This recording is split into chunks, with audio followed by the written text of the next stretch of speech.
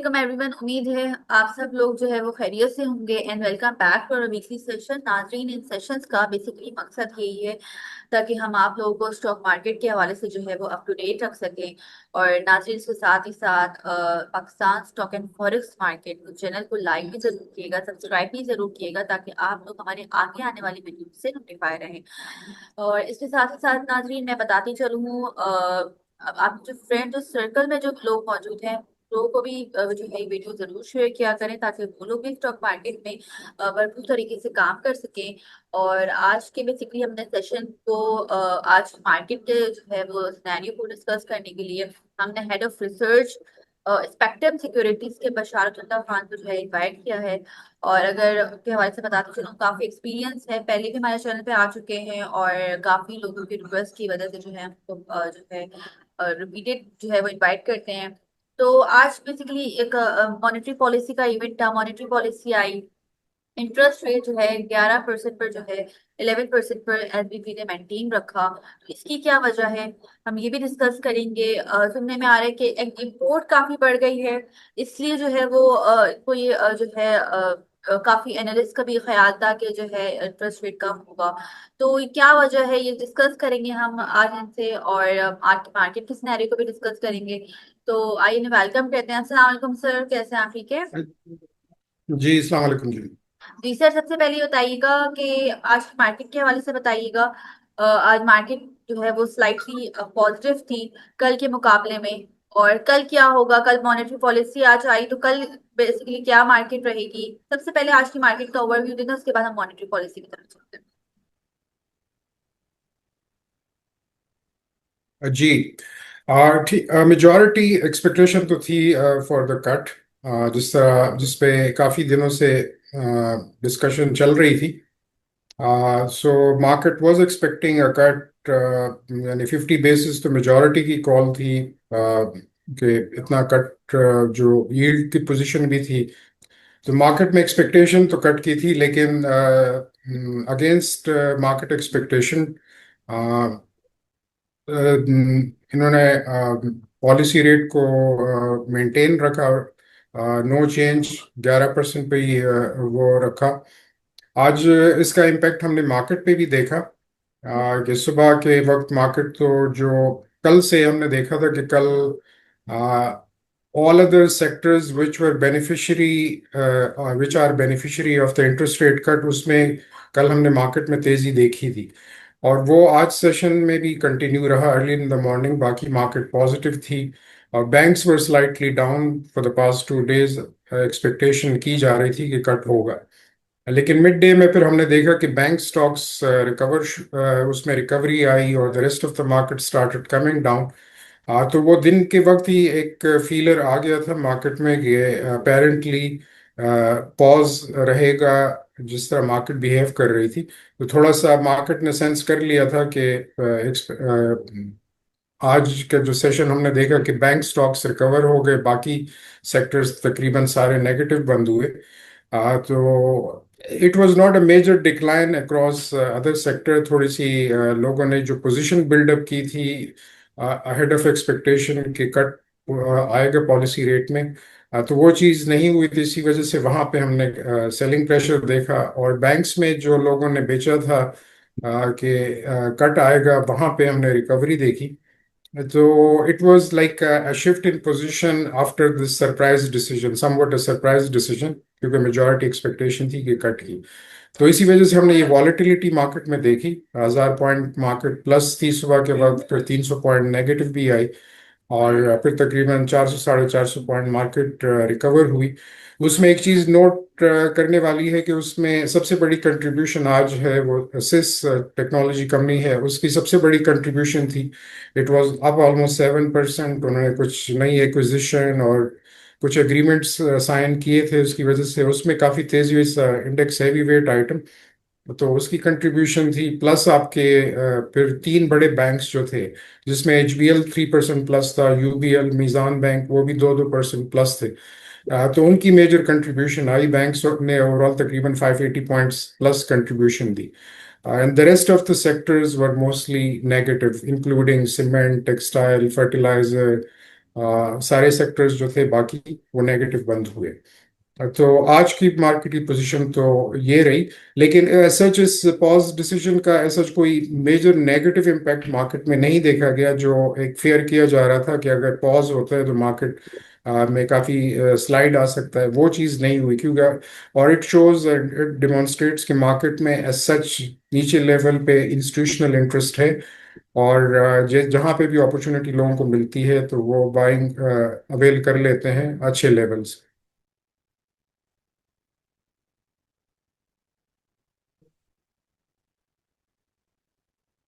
Sir ये बताइएगा, आज जैसे कि हमने ई फर्टिलाइजर का रिजल्ट आया था, तो जो है 4 रुपये 25 पैसे का डिविडेंड दिया इसने, काफी जो है वो अर्निंग्स कुछ इम्प्रूव हुई थी इसकी, हुई हैं।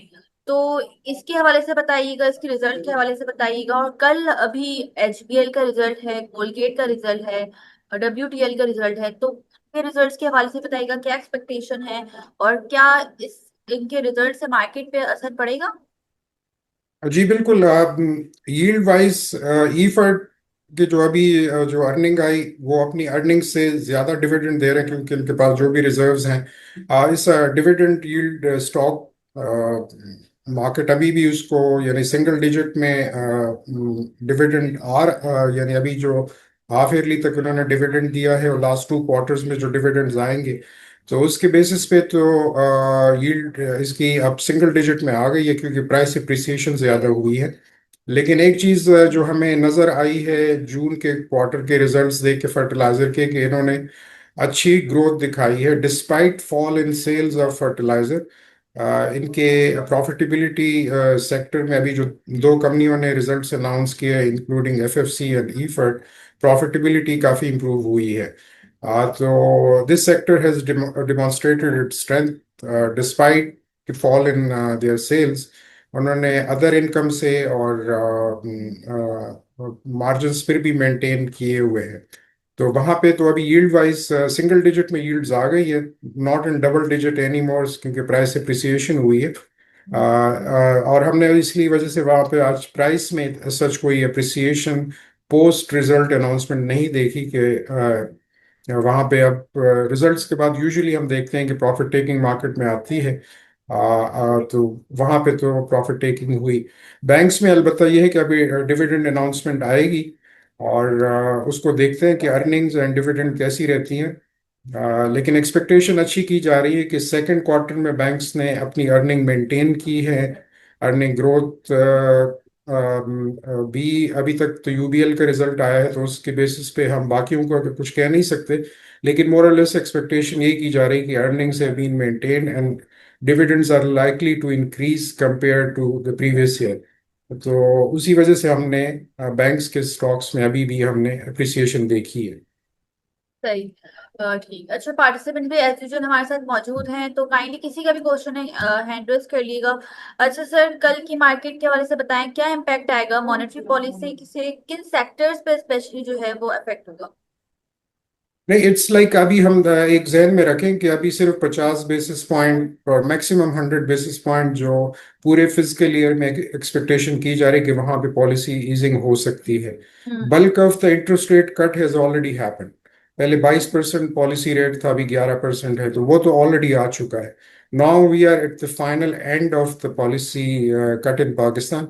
मुझे मेरी अपनी एक्सपेक्टेशन तो ये है कि पॉलिसी रेट अभी सिंगल डिजिट में जाने के लिए अभी I don't think so our central bank is ready for that. Even IMF will not be on this on the approval side के आप इतना ज़्यादा ईजिंग कर दें जिससे फिर हमसे संभाला ना जाए। तो अभी तो मुझे लग रहा है कि we are close to the bottom of monetary easing. ज्यादा से ज्यादा इस फिजिकल ईयर में जो कट अगले कुछ महीनों में हो सकता है वो 50 से 100 बेसिस पॉइंट की रिडक्शन पॉसिबिलिटी लग रही है। तो मार्केट में इसका कोई इतना मेजर नेगेटिव इम्पैक्ट अब नहीं आएगा।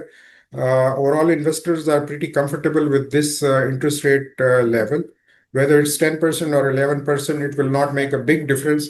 पर इसका सबसे बड़ा एक मेजर इम्पैक्ट जो आता है वो गवर्नमेंट की अपनी फिजिकल साइड पे, जो हम मैं अपने पर्सनल मेरी एक्सपेक्टेशन थी कि there should be a cut. Earlier in the year if they do it, so it will be good for the government, कि अपनी फिजिकल साइड पे उनके लिए बेहतर होगा। इंटरेस्ट रेट स्लाइटली और कम हो जाएगी, इतना मेजर तो इम्पैक्ट ऑलरेडी आ चुका है। लेकिन अगर नहीं भी आया, अदर कंसिडरेशंस भी हैं, बिकॉज जिस तरह आज गवर्नर साहब ने अपनी प्रेस ब्रीफिंग में भी बताया और हमने मॉनेटरी पॉलिसी स्टेटमेंट में भी देखा, they are still not sure exactly कि गोइंग फॉरवर्ड जो इन्फ्लेशन रेट है, उन्होंने एक चीज़ हाईलाइट की कि 5 से 7% एवरेज इन्फ्लेशन होगा ड्यूरिंग फिजिकल ईयर 26। ये सबसे बड़ी बात है कि 5 to 7% अभी भी एक्सपेक्टेशन है। उन्होंने सिर्फ ये पॉइंट हाईलाइट किया था कि हो सकता है कि कुछ महीने CPI during the month might increase above 7%। अब वो उनको ये कंसर्न्स हैं कि गोइंग फॉरवर्ड हमारे जो गैस प्राइसेस या एनर्जी प्राइसेस रिवीजन अगर होती है, करेंसी को तो उन्होंने अभी तक स्टेबल रखा हुआ है, और उसमें एक्शन भी लिया गया था कि कोई उसमें स्पेकुलेटिव मूव ना हो। तो वो तो एक अच्छी बात है, करेंसी हैज़ बीन स्टेबल, और करेंसी में अगर स्टेबिलिटी रहती है तो फिर हमारा जो इम्पोर्टेड इन्फ्लेशन ना होता है बिकॉज ऑफ डिप्रिसिएशन, वो नहीं होगा। और ग्लोबली भी अभी inflation is on the decline because global slowdown है, American tariffs है, there is or sort of oversupply situation in the rest of the world. तो और commodity prices भी, especially soft commodities जो agriculture commodity, उनकी prices में भी कोई increase नहीं आया। तो इन्फ्लेशन आउटलुक रिमेन बिनाइन और कंट्रोल में रहेगा। तो इसकी वजह से एक्सपेक्टेशन यही की जा रही है कि मॉनेटरी ईजिंग जो अभी हमारे मुल्क में हुई है, it will be retain. Decline इतना ज़्यादा यहाँ से नहीं आएगा, थोड़ा सा और डिक्लाइन हो सकता है पोटेंशियली टू अराउंड 10% लेवल। और उसमें सबसे इम्पोर्टेंट ये है कि आज फेड की पॉलिसी मीटिंग भी है, वहाँ पे भी डिसीजन लिया जाएगा।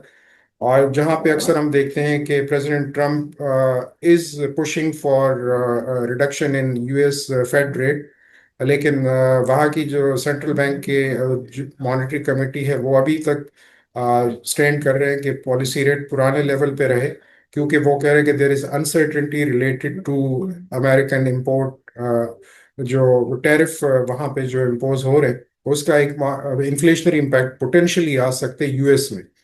तो उसका अब क्लैरिटी आ गई है, क्योंकि सबको पता है कि मिनिमम इंपोर्ट टैरिफ वहाँ पे 15% के करीब तो हो गई। There will be some increase in prices, लेकिन उसका कितना इम्पैक्ट आता है वो डेटा आगे जाके बताएगा। लेकिन यूएस में अगर monetary easing, if not this time, लग रहा है कि वहाँ पे भी मॉनेटरी ईजिंग होगी। तो अगर ग्लोबली मॉनेटरी ईजिंग आती है, तो फिर हम वहाँ उसका इम्पैक्ट एक पाकिस्तान में भी दे सकते हैं, कि वहाँ पे भी हमारे सेंट्रल बैंक ने आज मेंशन भी किया कि अभी ग्लोबल सेंट्रल बैंक्स जो है पॉज पीरियड पे हैं, और they are waiting for more clarity on the import tariff in the US. उसके बाद वो एक्शन लेंगे। सिमिलरली इन्होंने भी डिसाइड किया कि अभी पॉज ही रहने देते हैं for few months before the rest of the central banks they decide. तो ये उस लिहाज से तो सही है मार्केट के लिए। हमारी इक्विटी मार्केट अभी भी interest rate outlook remain benign, inflation outlook remain like stable, और मैक्रो इंडिकेटर्स इंप्रूव हो रहे हैं। हमारी एक चीज जो उन्होंने हाईलाइट की थी कि अभी इंपोर्ट डिमांड बढ़ रही है, तो there will be import demand का बढ़ना, इट मीन्स के हायर डिमांड फॉर डॉलर। लेकिन at the same time last week हमारी क्रेडिट रेटिंग अपग्रेड भी हुई है। तो central bank is in position to, और हमारी federal government is in position to raise external borrowing as well. तो उसकी वजह से फॉरेन एक्सचेंज साइड पे एज सच कोई सीरियस एप्रीहेंशन अभी नहीं है। उसको इनकी कोशिश और स्ट्रेटेजी यही रहेगी कि रिजर्व को मेंटेन करें, बल्कि मेंटेन से ज़्यादा रिजर्व को अगले साल बिल्डअप कर लें। तो उसके लिए भी ज़रूरी है कि इंटरेस्ट रेट को बहुत ज़्यादा रिड्यूस ये नहीं करेंगे। They will maximum on the down side 10% पे, और मोर लेस जो अभी 11% है उसको रिटेन करेंगे फॉर सम टाइम, ताकि डॉलर रुपी पैरिटी मेंटेन रहे, और हमारे पास रिजर्व पोजीशन कंफर्टेबल हो। अ, बिल्कुल। अच्छा, सवाल पहले लेते हैं, फैजान अल्ताफ अपना सवाल करें। जी अस्सलाम वालेकुम सर। जी, अस्सलाम वालेकुम। सर मैं हाफ पावर के बारे में पूछना चाह रहा था, कोई हाफ पावर कैसा है आपके हिसाब से। और दूसरा पूछ रहा था कोई ऐसा स्टॉक जो हम 1-2 महीना रख के, मतलब उसकी जो है वो फेयर वैल्यू जो है थोड़ी बढ़ जाए, तो हम वो ऐसे कोई 1-2 स्टॉक आपकी नज़र में हो तो बताइएगा प्लीज। Thank you. जी मैं ट्रेडिंग रिकमेंडेशन तो एट दिस प्लेटफॉर्म वो दे नहीं पाऊंगा। आप सिर्फ फंडामेंटल्स को देख लें कि सेक्टर के फंडामेंटल्स क्या है या इंडिविजुअल कंपनीज के से आप क्या एक्सपेक्ट कर रहे हैं। अगर आप हब पावर की बात करते हैं तो हब पावर में आप डिविडेंड को देखें कि अभी जून में इनके एनुअल रिजल्ट्स आएंगे। Last year was pretty like आपको पता है कि जो इस कंपनी के साथ हुआ या पूरे सेक्टर में जो इंडिपेंडेंट पावर प्रोड्यूसर्स थे, तो उनकी वहां से तो प्रॉफिटेबिलिटी पे इम्पैक्ट आएगा। अब वो वाली पोजीशन नहीं रही, नए एग्रीमेंट साइन हो गए गवर्नमेंट के साथ, तो अब वहां से तो वो वाली कंफर्ट पोजीशन नहीं है। एट द सेम टाइम हबको ने, इट्स नाउ होल्डिंग कंपनी, उन्होंने डाइवर्सिफिकेशन की है, डिफरेंट सेक्टर्स में गए हैं, स्पेशली ऑटो सेक्टर में BYD जो इनका जो ब्रांड है वहाँ पे गए हैं, मैन्युफैक्चरिंग फैसिलिटी लगा रहे हैं। वो 2026 से प्रोडक्शन आएगा, अभी तो CKD यूनिट्स आ रहे हैं। अब उसका इम्पैक्ट तो लॉन्ग टर्म में आएगा। शॉर्ट टर्म में हब पावर जो एग्जिस्टिंग जो इनकी इन्वेस्टमेंट है वहाँ से जो इनकम आएगी, इट्स नाउ होल्डिंग कंपनी, वहाँ से जो डिविडेंड आएंगे वो आपको के शेयर होल्डर को वो देंगे। अब अगर डिविडेंड मेंटेन होता है, अब आपकी प्राइस पिछले दिनों से अभी हमने एवरेज देखी है कि अराउंड 150 चल रही है, तो इन्वेस्टर की एक्सपेक्टेशन होगी कि इतना डिविडेंड तो दे सके, क्लोज टू डबल डिजिट या 9 to 10% तक डिविडेंड एक्सपेक्टेशन होगी। अगर वो मटेरियलाइज होती है तो प्राइस सस्टेन कर जाएगी। बेस्ड ऑन एसेट प्राइसेस आपको इज रिलेटिवली चीप, वहां से वहां पे तो अपसाइड नजर आता है कि इट्स होल्डिंग कंपनी, तो अगर आप एसेट वैल्यू पे कंपनी को वैल्यू करें तो वहां पे तो डिस्काउंट नजर आ रहा है। लेकिन as far as yield is concern, yield might not be that good going forward, unlike in the past जहाँ पे इनको पावर सेक्टर से बहुत ज्यादा डिविडेंड आता था, यानी पैसे आते थे। अब वो नहीं आएंगे क्योंकि अभी कैपेसिटी यूटिलाइजेशन काफी कम चल रही है। तो आप यील्ड को पे नजर रखें। अगर यील्ड आपके लिए बेहतर है तो आप उस लेवल पे एंट्री करें ताकि आपकी वो रियलाइजेशन हो यील्ड की। अदरवाइज एसेट प्राइस पे प्राइस इंक्रीज जो है it will take some time, because BYD का जो फुल इम्पैक्ट आएगा वो 2-3 साल में नजर आएगा कि how this company will be able to penetrate in the market, और कितना मार्केट शेयर लेंगे और कितनी प्रॉफिटेबिलिटी आएगी। तो लॉन्ग टर्म में पॉजिटिव है, शॉर्ट टर्म में हो सकता है कि डिविडेंड इतना अट्रैक्टिव ना हो। Thank you sir. अच्छा, नेक्स्ट क्वेश्चन, मोहज्जन नदीम अपना सवाल करें। अस्सलाम वालेकुम। जी अच्छा सर, मैंने कंफर्म करना था आपसे, मारी एनर्जीज बेसिकली मैंने लिया हुआ है 633 का और अभी वो चल रहा है 608। तो इसको होल्ड करना चाहिए या लॉस बुक कर लेना चाहिए? दूसरा, इसका डिविडेंड एक्सपेक्ट है मतलब बाय सितंबर? जी बिल्कुल डिविडेंड आएगा, एनुअल रिजल्ट्स आएंगे इसके। और अभी dividend yield point of view से तो दिस इतना अट्रैक्शन नजर नहीं आ रही। यानी आप डिविडेंड को देख सकते हैं। इस कंपनी यानी पे out usually, this company is in expansion phase, नई एक्विजिशन, नई इंक्रीज, यानी कुछ बिजनेस सेगमेंट में भी गए हैं। तो हो सकता है कि डिविडेंड आपको यानी 5 से 6% तक इस पे एग्जिस्टिंग प्राइस पे आपको यील्ड नजर आए। लेकिन एसेट प्राइस पे इसमें एक ग्रोथ प्रोस्पेक्ट्स हो सकते हैं going forward. This company has position itself pretty good. तो आई वुड रिकमेंड कि बाय ऑन डिप, थोड़ा सा वीकनेस पे अगर मिलता है पोस्ट रिजल्ट, क्योंकि थोड़ी सी यानी यील्ड पॉइंट, काफी अरसे से ये प्राइस यहाँ पे एक रेंज ट्रेडिंग चल रही है इसकी। तो अभी कोई मेजर ट्रिगर भी नहीं है ऑन द पॉजिटिव साइड कि यहाँ से प्राइस बहुत ज़्यादा अप्रिशिएट करे। यील्ड को इन्वेस्टर्स अभी देखेंगे। तो यील्ड वाइज तो अभी आप थोड़ा सा, आई वुड रिकमेंड कि आप थोड़ा सा वेट कर लें। It's a medium to long term buy. Short term में हो सकता है आपको कोई इतना बड़ा ट्रिगर इसमें ना नजर आए। सर, इसको होल्ड करना चाहिए या अभी लॉस बुक कर लेना चाहिए? I won't recommend booking loss. अगर आपके पास लिक्विडिटी है तो फिर आप पोजीशन को होल्ड कर लें, और इसकी ये ट्रेडिंग रेंज में आप प्ले कर सकते हैं। इसका जो रीसेंट पास में हाई लोज हैं उसमें आप ट्रेड कर सकते हैं इसमें, क्योंकि it's a very liquid item और it usually trade in this 5 to 6% range. पिछले कई महीनों से इसी में ट्रेड हो रहा है।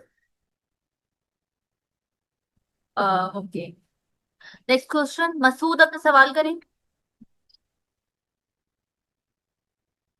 अस्सलाम वालेकुम सर। जी सर मुझे दो शेयर्स के बारे में पता करना था। One is Engro power gen and second is bank Makramah जो है BMS। बैंक अल मुकरमा को मैंने इतना डिटेल में देखा नहीं है। लेकिन जो मैंने लास्ट प्राइस इसकी जो बुक वैल्यू कंपैरिजन और उसमें तो I think it was in my view it was overvalued relatively to the rest of the big banking जो हमारी कंपनियां हैं। तो वो एक था। तो वो एक I would not like recommend अभी हमारे।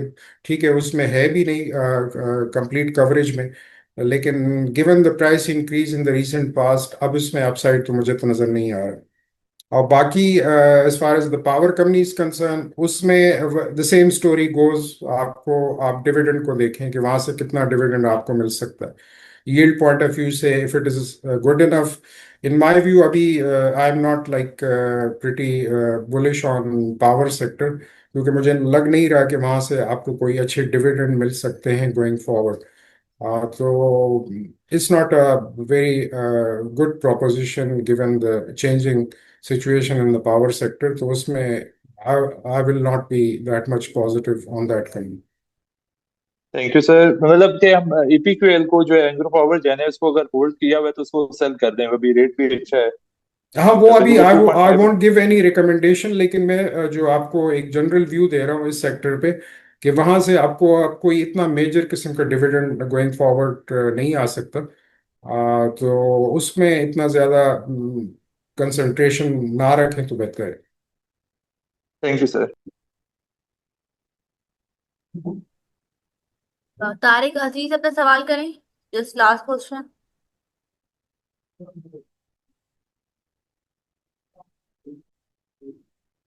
तारिक अजीज आपको आवाज आ रही है?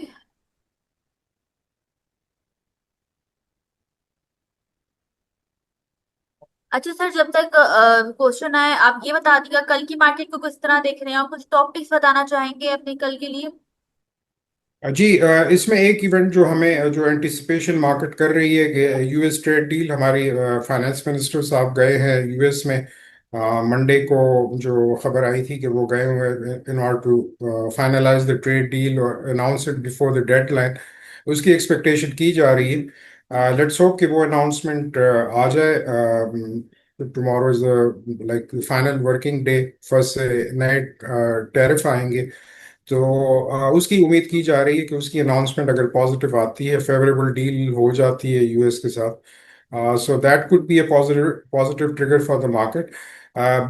ओवरऑल अगर मार्केट के बाकी आप टेक्निकल इंडिकेटर्स पे देख लें as far as index is concern वहाँ पे थोड़े से अर्ली साइंस थोड़े से नेगेटिव साइंस आ रहे हैं कि यानी हम जिस तरह इंडेक्स को अगर सिर्फ इंडिविजुअल स्टॉक्स की मैं बात नहीं कर रहा सिर्फ इंडेक्स के पॉइंट ऑफ व्यू से तो थोड़ा सा वहां पे एक नेगेटिव कुछ सिग्नल मिल रहे हैं कि वहां से थोड़ी सी डाउनवर्ड करेक्शन आ सकती है। तो वहां पे तो स्टांस वही होगा कि सेल ऑन स्ट्रेंथ स्ट्रेटेजी होनी चाहिए।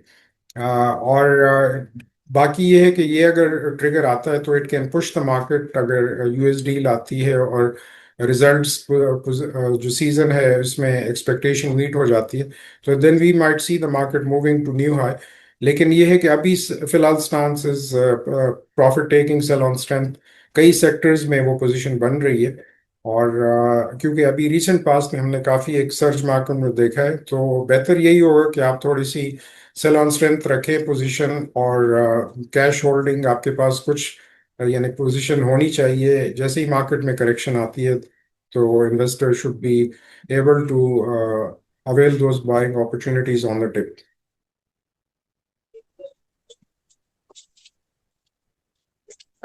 आतिफ अपना सवाल करें। अस्सलाम वालेकुम। जी अच्छा, मुझे EPCL के बारे में बताएं कि आपको कैसा लगता है EPCL। हेलो, मेरी आवाज आ रही है? जी जी आ रही है। हाँ जी, जस्ट मुझे EPCL के बारे में मालूम करना है। आपको लगता है कि इनके मार्जिन्स अब रिसेंटली इम्प्रूव होंगे और जो है ना फंडामेंटली थोड़ा सा स्ट्रांग लग रहा है? नहीं ईपीसीएल पे अभी like we don't have recent coverage. मैं क्लियरली बता दूं तो मैं यूजुअली इंडिविजुअल स्टॉक पे कमेंट अवॉइड ही करता हूं। लेकिन ये है कि since it is not in our coverage in recent past तो इस पे मैं कमेंट अभी नहीं दूंगा। तो यानी at this stage I will avoid giving any comment.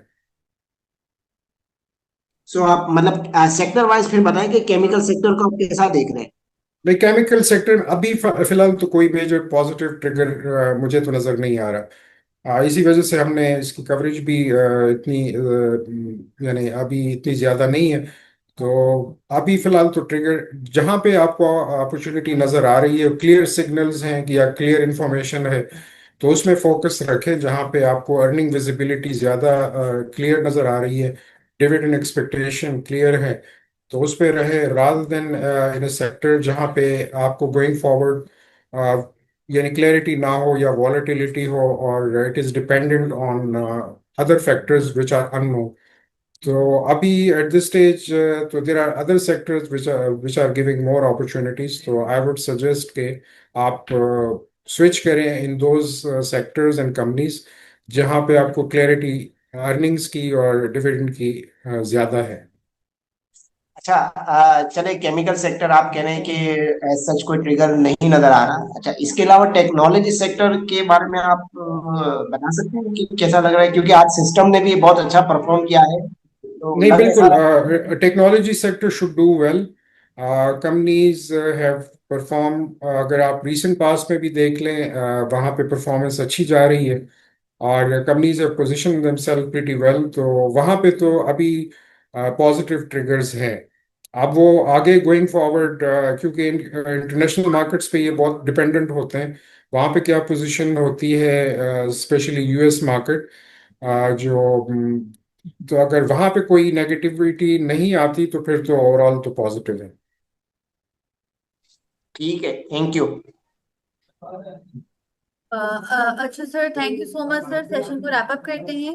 Thank you so much नाजरीन, आज के सेशन से जो है मैं इजाजत लूंगी। और thank you so much participants, आप लोगों का भी बहुत बहुत शुक्रिया। नाजरीन, आगे आने वाले सेशंस में जो है फिर मुलाकात होगी। अपना ख्याल रखिएगा। अल्लाह हाफ़िज़।